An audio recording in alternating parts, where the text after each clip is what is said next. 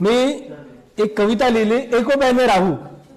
त्या कवितेचं टायटल आहे एकोप्याने राहू. आजकाल हे इलेक्शन झालं त्यामुळे बऱ्याचशा कार्यकर्त्यांनी पण वाद होत आहे आणि ज्याला त्याला वाटते आपला उमेदवार आला पाहिजे म्हणून जे खुन्नसा राग आहे ते व्यक्त करत आहे, शब्दातून करत आहे, कोणी या स्टेटसवरून करत आहे, व्हॉट्सअप स्टेटसवरून वार होत आहे असं मला वाटते. म्हणून मी एक कविता लिहिली त्यावर, एकोप्याने राहू. निवडणूक झाली, निकाल झाला, निवडणूक झाली, निकाल झाला, आता मतभेद मनात न ठेवू, विसरून जाऊ द्वेष सारा, आता एकोप्याने राहू. लढले ते पैशांसाठी, लढले ते पैशांसाठी, जिंकले ते स्वार्थासाठी, हे थोडं लक्षात घेऊ, विचाराने एकमताने आता एकत्र येऊ. मतभेद सारे विसरून आता एक संध होऊ, मतभेद सारे विसरून आता एक संध होऊ. विकास हा झालाच पाहिजे, विकास हा झालाच पाहिजे, फक्त हेच डोक्यात ठेवू.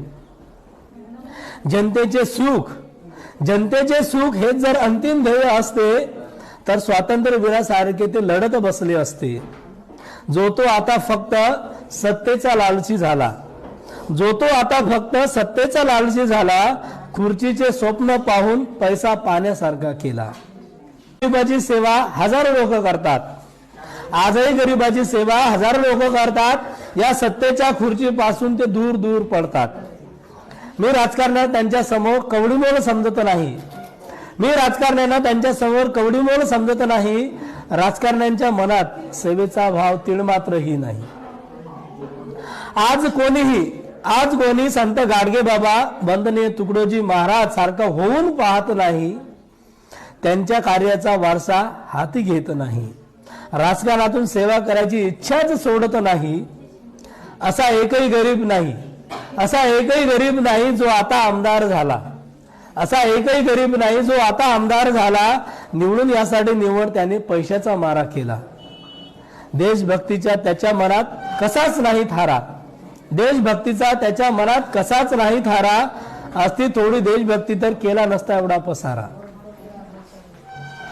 म्हणून कार्यकर्ते हो, थोडी जागरूकता लक्षात घेऊ, म्हणून कार्यकर्ते हो, थोडी जागरूकता लक्षात घेऊ. प्रगतीचे कार्य कसे होतील आता यावर लक्ष देऊ.